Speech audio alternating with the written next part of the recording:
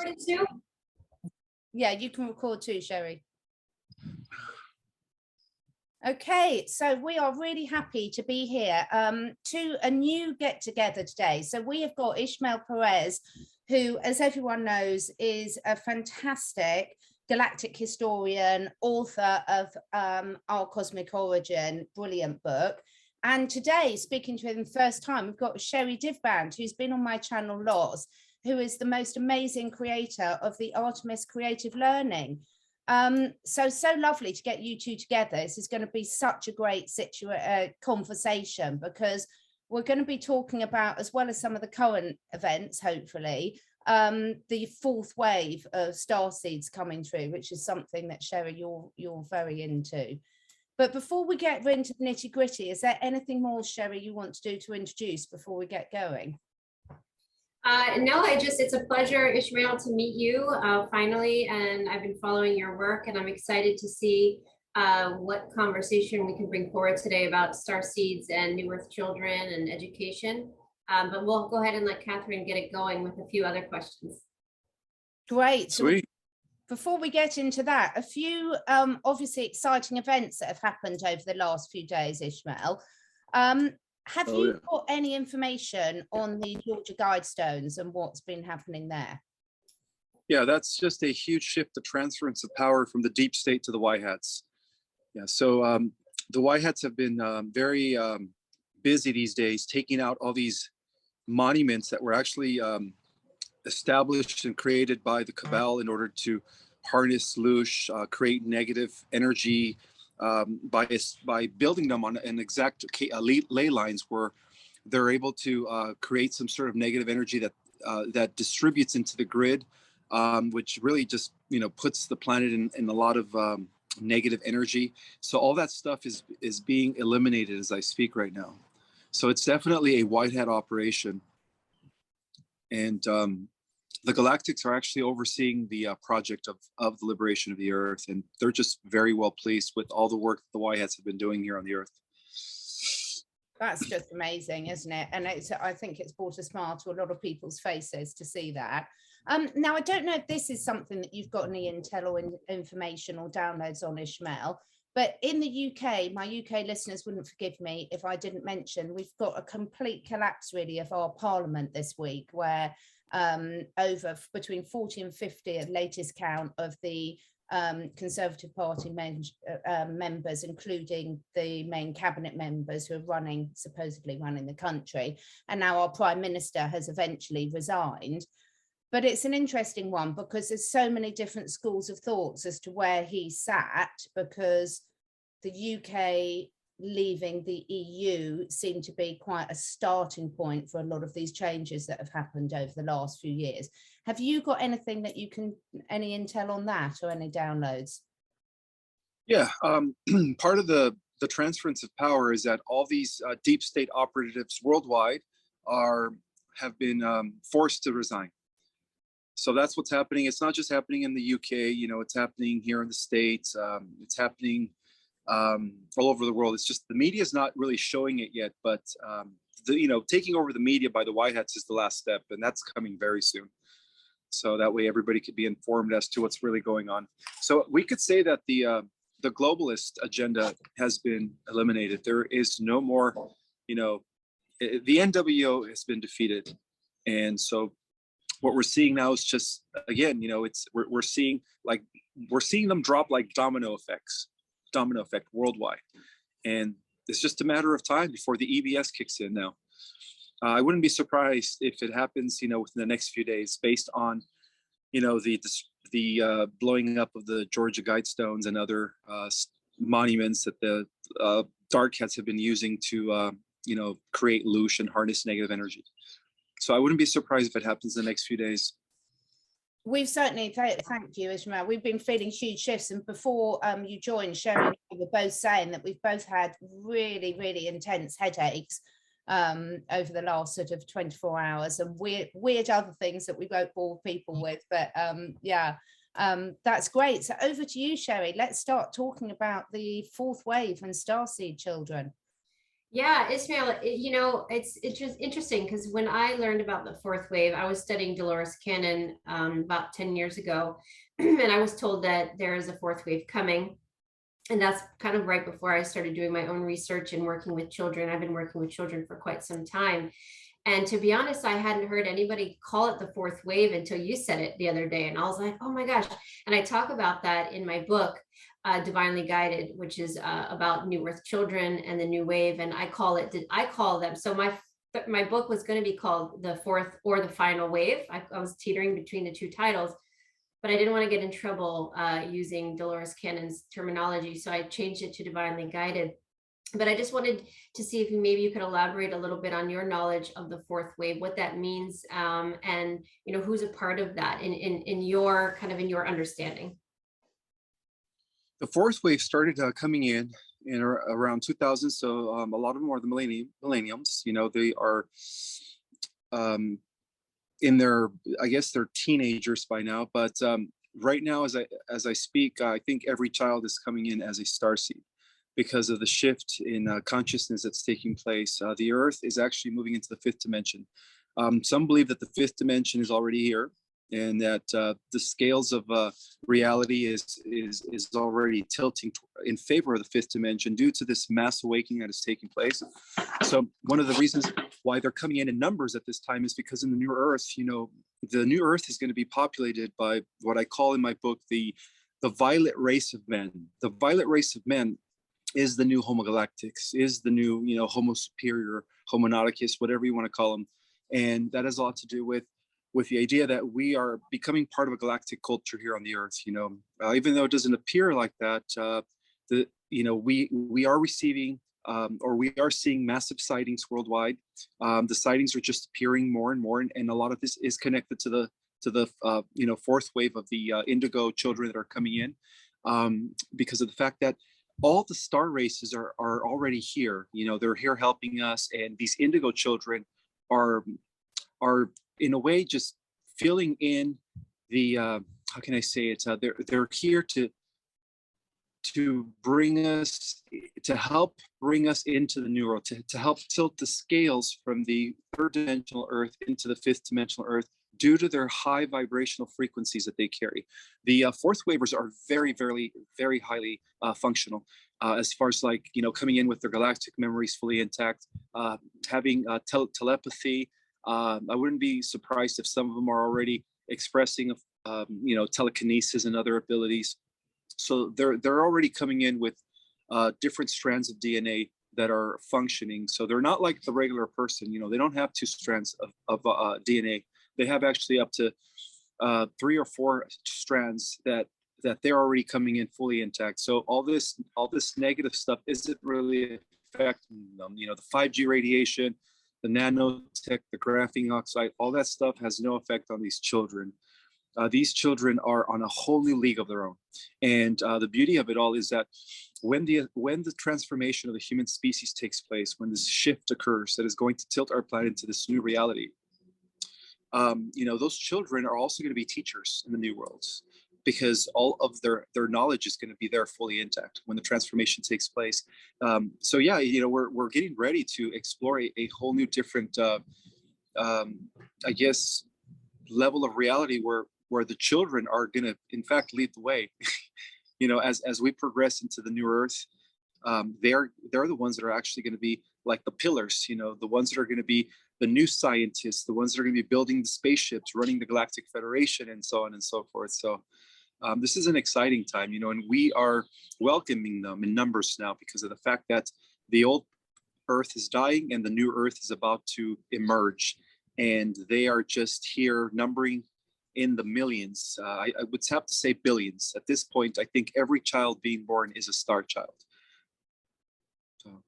Yeah, Ismael, I would have to agree 100% with what you're saying, and it aligns with a lot of my research and the children that I work with, and they're coming in and they're exceptional, and they know a lot more than previous generations, and they are natural leaders and teachers, which brings me to my next interesting thought. So I would love for you to expand a little bit more, because I never heard this before. I've heard of 12th dimensional Sophia, but I never heard of, I think you called it Aramatius. I'd love to hear more about that. And the reason for that, I think you said, is 10th dimensional, is because my daughter, Aramis, came to me before she was born and told me she would be part of a collective that would be quite huge and part of the new Earth trajectory, which I now know that to be the Aramis Creative Learning Center. So my focus is education. So shifting the education system so that these new children can come in and be teachers and leaders. And I heard you say Aramatius the other day, and I thought that's too much of a coincidence. And I was just wanted to hear more about that. And I'm wondering if she's connected to that in some way, or there's no coincidence with the similarities with the names there.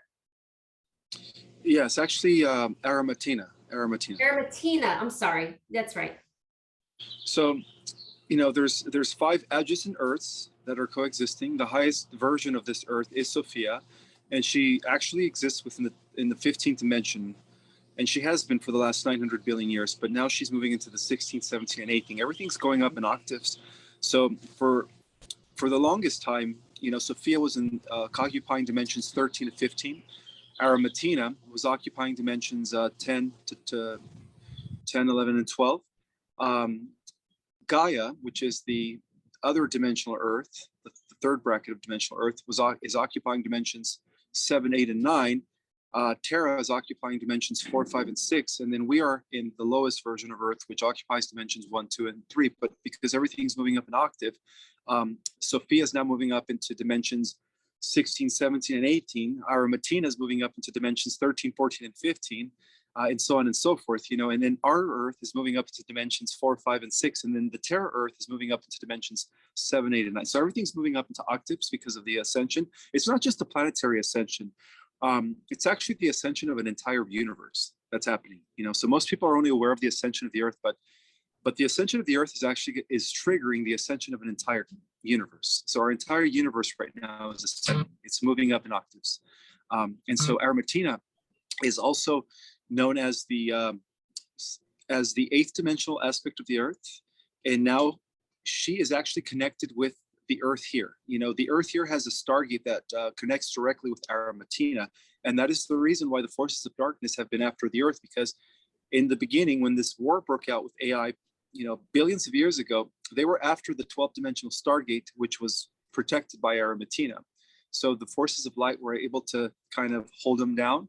And so now in the future, which is our present, they have been trying to control the Stargates here on the Earth so that they could have access to the 12th dimensional Stargate and eventually reach Sophia. But again, the forces of light are not letting that happen. So those are the 5 adjacent Earths. It's us, which is Urantia. There is Terra. There is Gaia, Aramatina, and Sophia. Wow, this is super fascinating. And Catherine, cut me off at any point, but with regard to Greek mythology, we have all the goddesses and the gods, and I've heard you speak a lot about that. And Greece has been coming up a lot in my sessions. I work with adults and children. There's been a lot of synchronicities in the last 9 to 10 months with Greece.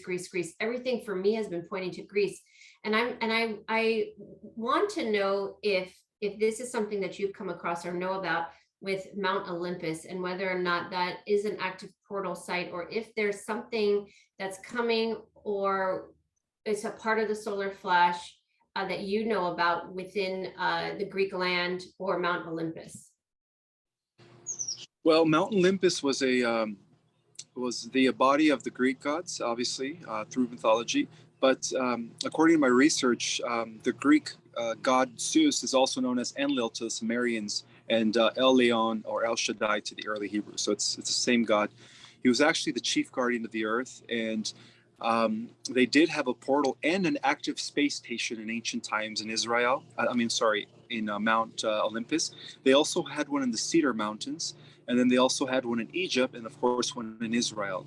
So because of the fact that we are entering the 5th dimensional Earth, all of those portals are now becoming activated, and that's why people are seeing, into the higher dimensions. That's the reason why there's a lot of sightings these days. It's almost like we are emerging back to the reality that existed prior to the fall of consciousness, from full consciousness into limited consciousness.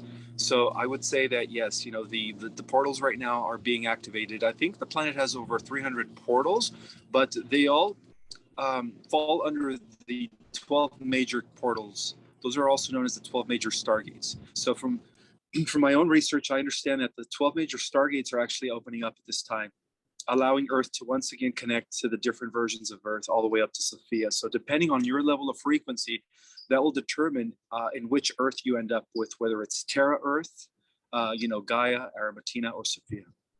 But yeah, that has a lot to do with the stargates reopening, and also the return of the gods through their progeny, not the actual, gods of mythology, but through their lineage. They did leave a lineage behind.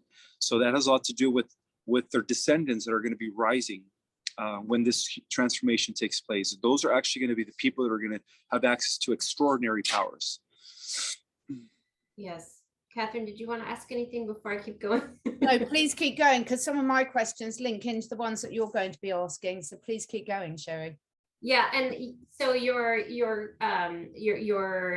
comment about the lineage, I talk a lot about the Artemis Group. So my daughter's name is Aramis. The school's name is Aramis, but I talk about the Artemis Group, which is a fractalized or lineage of the of Artemis herself, and the embodiment of Artemis and who that is. And I'm seeing a lot more new Earth children, fourth wave, are connected to Artemis because they are the future leaders, they are the future pioneers, they're the future innovators. So is that kind of what you're speaking about?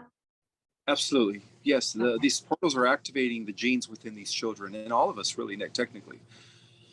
So it has a lot to do with the activation of human DNA. See, the sun rays are also being absorbed by the ley lines of the Earth and the grid system. So the grid system is now being upgraded to a multi-dimensional electromagnetic grid, where it's no longer operating on a very limited, one plane of reality, one-dimensional existence, but it's actually opening us up to many dimensions.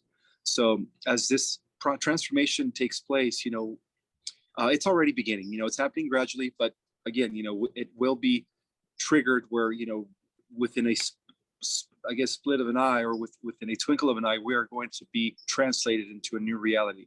But it's all connected. It's all connected with what's happening on with these portals worldwide, and with the genetic upgrades that are taking place here on the planet.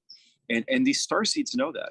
Not only the second and third generation, which are adults now, but even those that are part of the fourth generation that are still kids are aware of that, are aware of what's happening on the Earth. But they're afraid to talk about it, of course, because a lot of them are being born into parents that are still programmed or still asleep, but they already know what's happening. Yeah, absolutely. Catherine, you want to ask something? Well, one of the questions that we were interested in is about the mislabeling of children with a lot of the things. So do you want to talk about that, and then I can add into that some of my thoughts on that? Yes.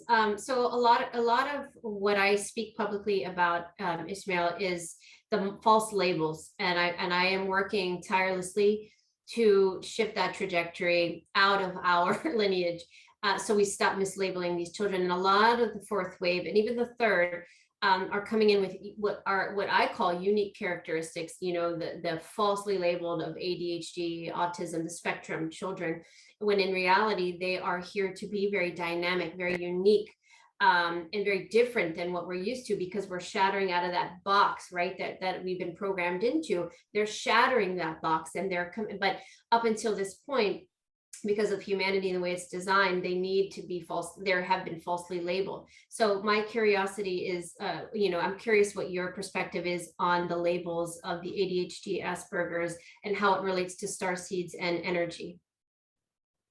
The labels were given to them by the controlled scientific, community, who had no understanding of their superiority as far as like being advanced genetically and intelligently.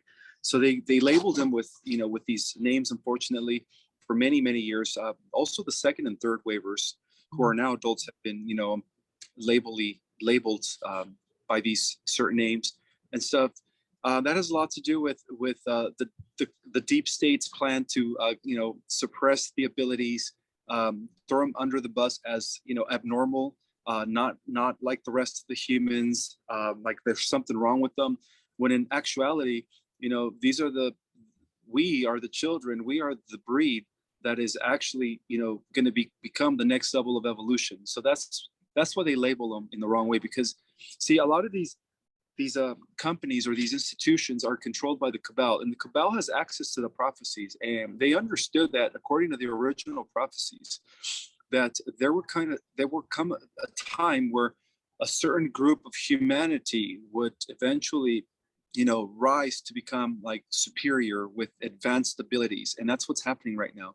And they understood that this time was coming, so they did everything in their power to label them, to make society think that they are a stigma to society, when in essence they are a gift.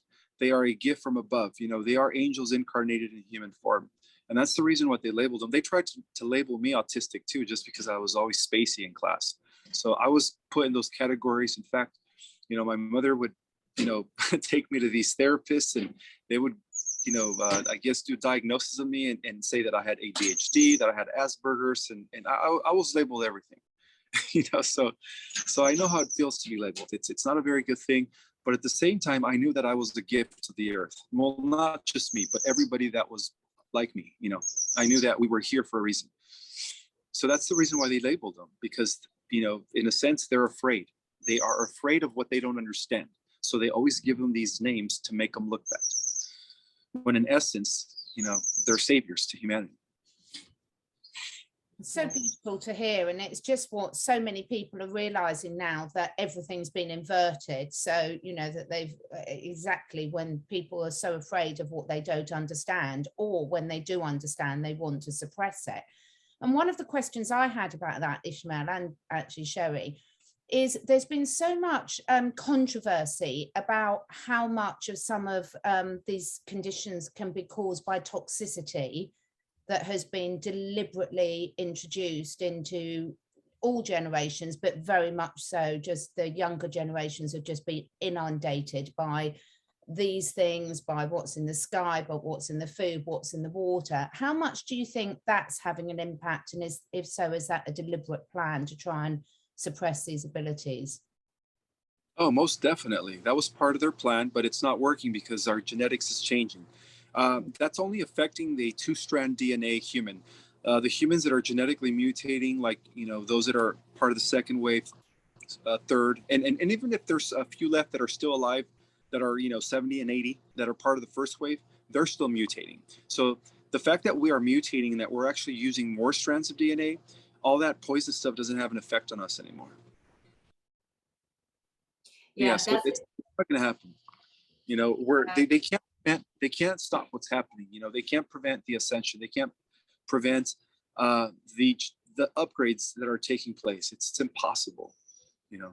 And do you think I'm sorry?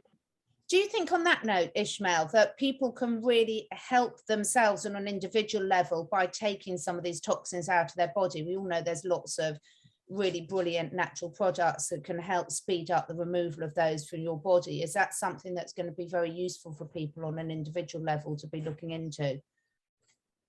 It could be, but at the rate things are going with the way our bodies are changing, it's not really necessary anymore. But I do encourage to, cleanse your body, clean out your colon as much as possible, detox yourself from heavy metals. It's good to just have a clear channel, but at the same time, I wouldn't worry about it preventing your ascension. If you're not a wicked person, if you're not part of the, negative cabal, whatever, you don't have nothing to worry about. You will be a Yes, that's exactly what I've been getting, because I get a lot of parents when I work with children asking, panicking, what products, what should I use? And I just keep getting like, they're okay. Like you said, proper diet, exercise, grounding, being outside in nature, those are the things that are going to allow more light in, and that light is what's going to heal them. And so I'm glad to hear that as well. One quick question that I get a lot, Ismael, is the solar flash that you talk about a lot. How do you see that affecting the children? Or do you think the children are one of those groups like animals where you don't really see it affecting them in any negative way? It's just like super easy for them to go step into that energy. Do you know what I'm saying? As opposed to some of the adults, like what is your thought on the children and the solar flash? children are, well, every starseed is bringing in the solar flash. The solar flash is happening as a two-way process. It is the starseeds that are doing the work, that are doing the inner healing, that are collapsing the polarity duality, realigning their individualized unit of consciousness with creator force, becoming the white light. And at the same time, it's a external process that is taking place where the sun is actually communicating with our DNA at a cellular level, causing the upgrades, the mutations, activating parts of our brain that have been dormant for thousands of years, like the pituitary gland and like the pineal gland and stuff like that. So I would say that the indigo children, the starseeds, the fourth generation, fourth wavers, are all contributing to the solar flash. So it's a two-way process. It's taking place on an internal level of reality within all of us, by will and choice, right? We are adapting to the new energies, to the new frequencies. And so doing, we are becoming acclimated to the new earth, the new earth that is emerging. And at the same time, it's happening externally. It's a two-way process. So as more and more of us, continue to do the work, the faster we're going to have the flash. But as far as like the fourth generation starseeds, they're already there. They're pure as they are. Every single one is like a Jesus, Mary Magdalene. They come in with pure hearts and pure souls. In other words, they are an example for the rest of us to follow. I totally agree with that as well. Wow, this is very, very interesting. One question I get a lot, Ismael, from my clients as well, is a very 3D type of question, but very important and significant. If you see this split of consciousness, and those that are choosing on a soul level, and this is where people get hung up. When they choose on a soul level not to ascend and not to evolve, what's going to happen to those people's family members that are not ready? Where do they go? A lot of people are saying, oh, they go into a different dimension. Well, and then people ask me, well, does that mean I'm still going to see them? Where do they go? What's your thought on that question? Because we get that a lot. What's going to happen to people's family, friends that don't necessarily make it in the ascension, or the solar flash does not have an effect on them because their soul has chosen not to ascend? They're at least going into the fourth dimensional Earth, which is still in the next octave as Earth enters dimensions 4, 5, and 6. So as Earth becomes, takes the place of Terra, becomes Terra, those that are not wicked are going at least to the fourth dimension. So they're still going to be able to operate, they're still going to be able to interact with their loved ones who ascended into the fifth dimension. All they have to do is lower their frequency to go back into the fourth dimension to continue interacting with those that didn't make the fifth dimension. So they're still going to be there, but just in a different level of reality.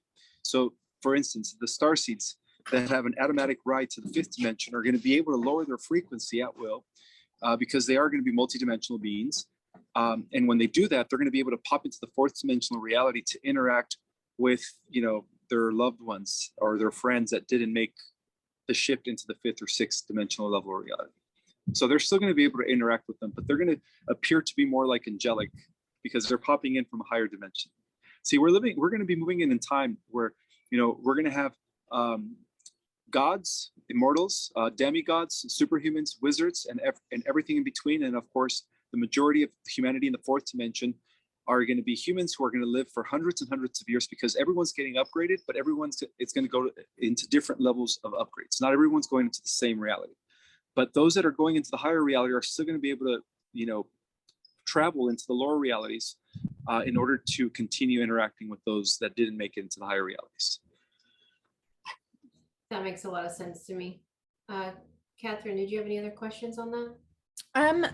I think, as you say, it's something that we see a lot of people talking about, but I think every time I speak to you, Ismael, it just becomes clearer and clearer. As the most important thing that most people can do is not worry about this and just concentrate on being the best versions of themselves each and every day, because that's going to mean that everyone's going to end up exactly where they're meant to be. Because sometimes it's the human brain where we're currently at the moment. So many people sort of overthink things rather than just stepping into that feeling of trust that everything's going exactly where it needs to go. Yes, Carry on. Yeah, we have to. Oh no, yeah, I agree with you, Catherine. You're absolutely correct. As long as we're living accordingly, living in our highest version, or at least we're trying to improve ourselves on a daily basis. That all aids the collective. We're all connected. It's not just us individually, it's everyone is in it together. So whenever somebody improves, they're improving the collective. And that's just the way it works. Yeah. And how do you see the education system in the future, Ismael? Like, that's my passion, but I'm curious, what you feel intuitively, how you see that going for the children in the near future, and then in the farther out. It's going to be totally different. It's going to be more based on a spiritual evolution than learning things and stuff like facts, and then getting quiz. No, it's going to be more about meditation, teaching them how to access higher levels of consciousness and awareness, helping them develop more of their genetic capacity. So it's going to be all around. It's going to be mind, body, and spirit. It's going to be totally different than the corrupt educational system that we've had for centuries. And what about the universities? Oh, the universities, it's all going to be part of the new Earth reality. Yeah, the universities are going to be more like academies of light, where we're going to bring it back to how it was in ancient Atlantis, where we had temples, academies of light, higher educational systems teaching cosmology, galactic history. It's going to be beautiful and very advanced. Yes.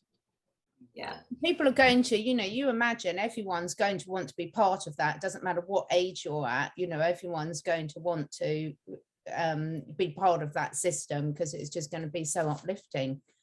And as you said, the children are often going to be leading the way, and us adults will be trotting along behind, catching up.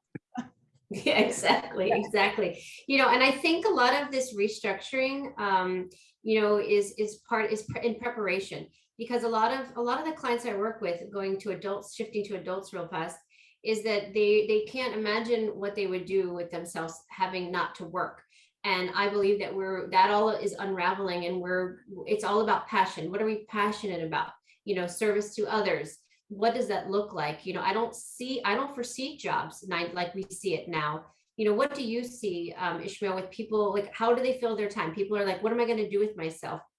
And I'm just curious to see what your response to that is. What will people fill their time with day to day? And part of that has to do with, I think time is going to change, where we're not going to be in that linear, looking at the clock anymore. Like, we should throw all the clocks away and just live.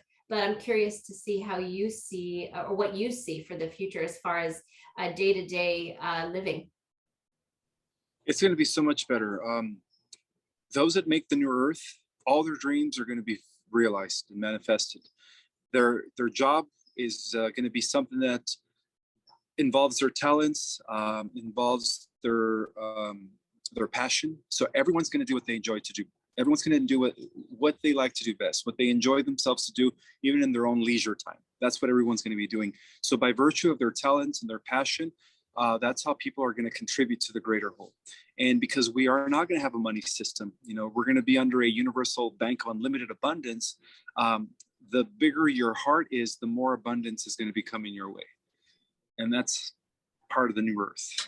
So it's going to be totally opposite of everything that we've experienced in this reality.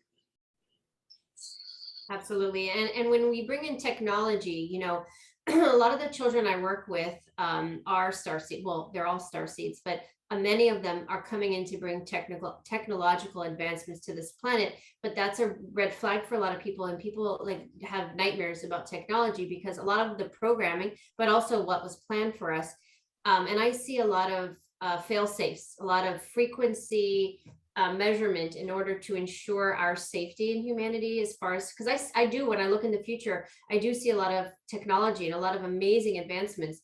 But in your perspective, how can people feel better about the safety element? How do we know that this isn't going to happen again in a couple thousand years or sooner with technology? There's a lot of people out there that they're questioning. I don't want to put any names because I don't want to flag us, but people high up that are doing things in space and cars and things like that, and electronic vehicles. What's your thought on keeping people safe with regard to technological advancements? Well, one of the things that we are going to completely obliterate AI.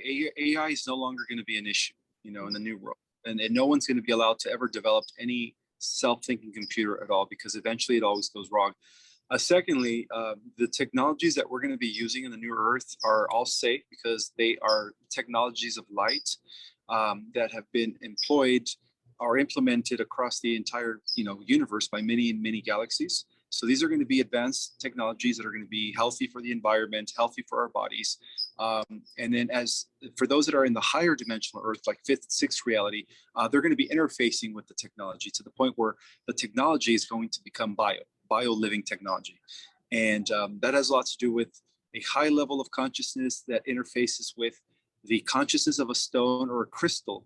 And that's how, you know, things are going to be on the fifth and sixth dimensional level of reality. But on the fourth dimensional Earth, which is going to occupy most of humanity, you know, they're going to be using technology that's only healthy, you know, like replicators.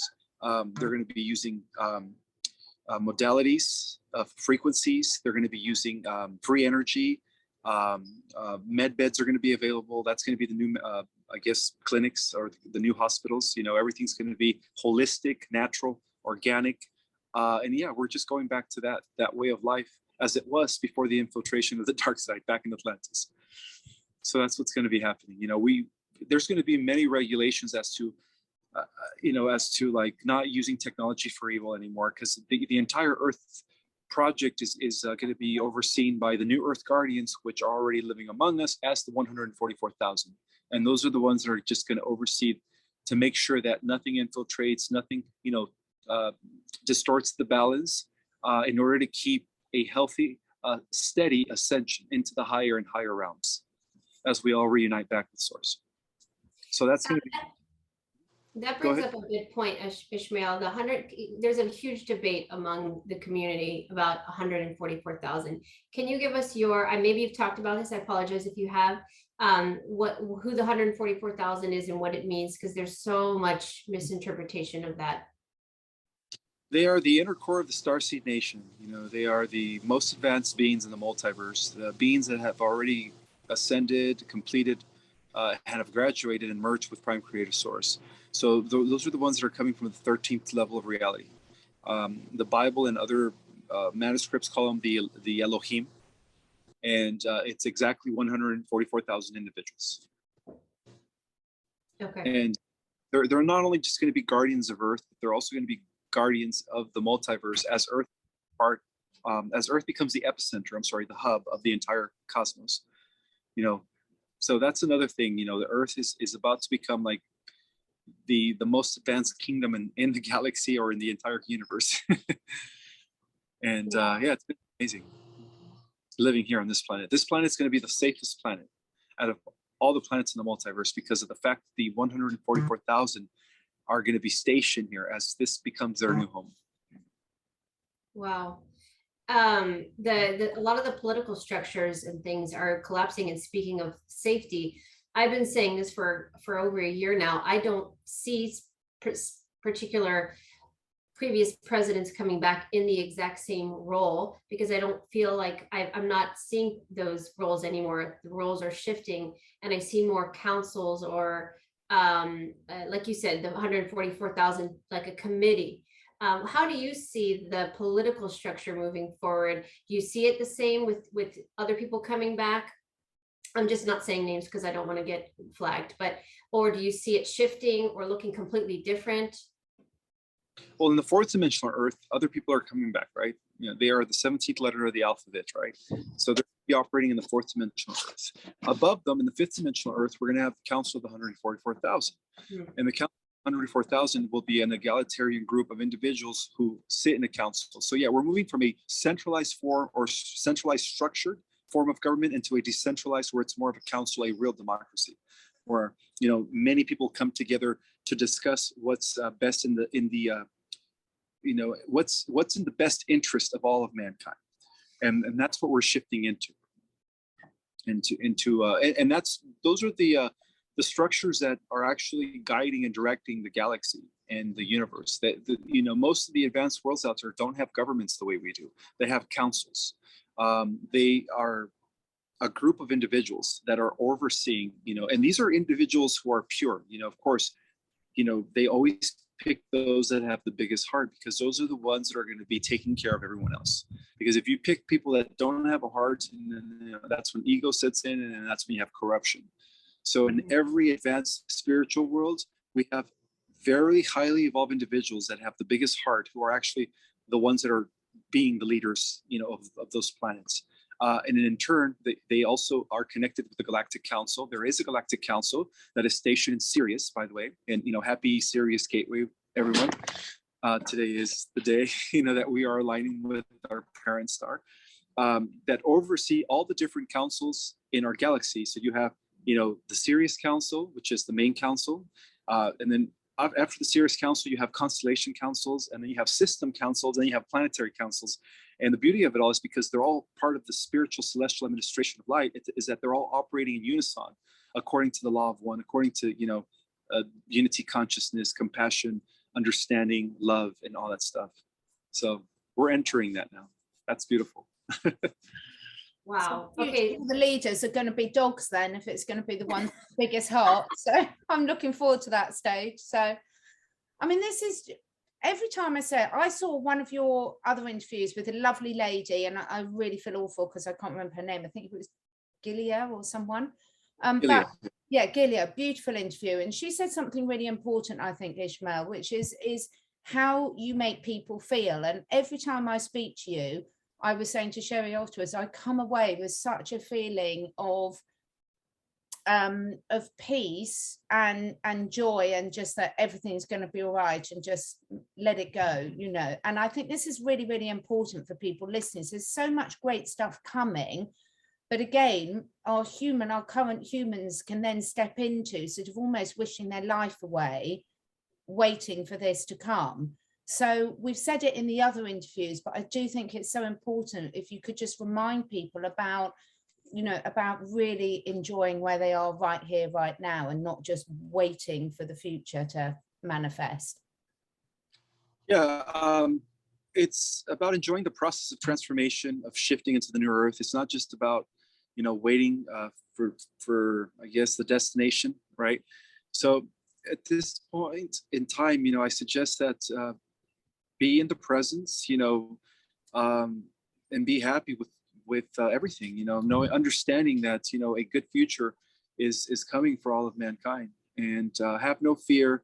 That's one of the things I talk about, is that ignore all the stuff that is coming from the media, all the stuff that's coming from people who are unawakened, because all that stuff is just designed to shift you, or to distract you from being centered. So if you guys could just enjoy the process of transformation and ascension, and not really, be worried about when it's going to happen, when is the EBS going to happen? Because when you worry, you're shifting your consciousness from the present moment into anxiety, right? So the best thing to do, and I've said it before and I'll say it again, is to always be in the presence, being mindful in everything that you do, every second of the time, every second of the day. Love it. Absolutely love it. Anything else from you, Sherri? Yeah, I had one last question, Ismael. I keep talking about 2023.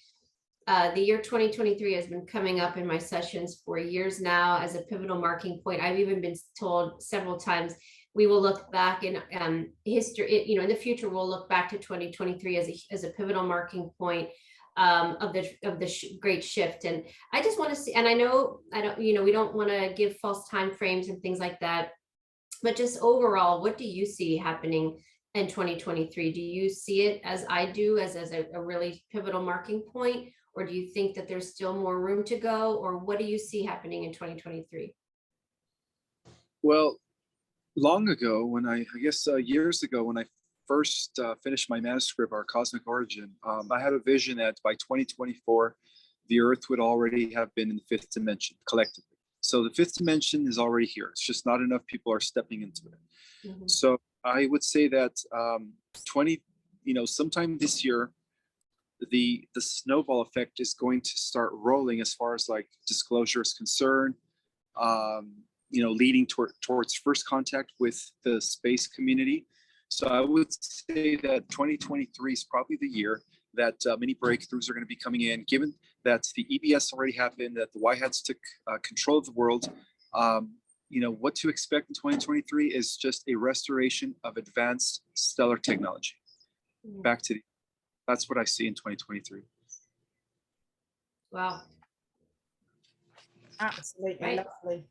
Well, thank you both so much. I have absolutely loved this conversation because it's just such a positive outlook for, all of our children and all of our creatures, great and small, really.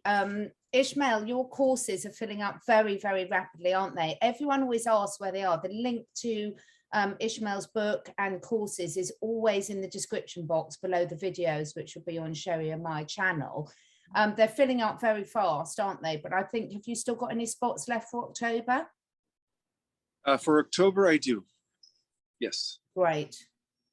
So anyone who's drawn to find out more about this, then you can have a look at those. They look brilliant. Thank you so much for your time again.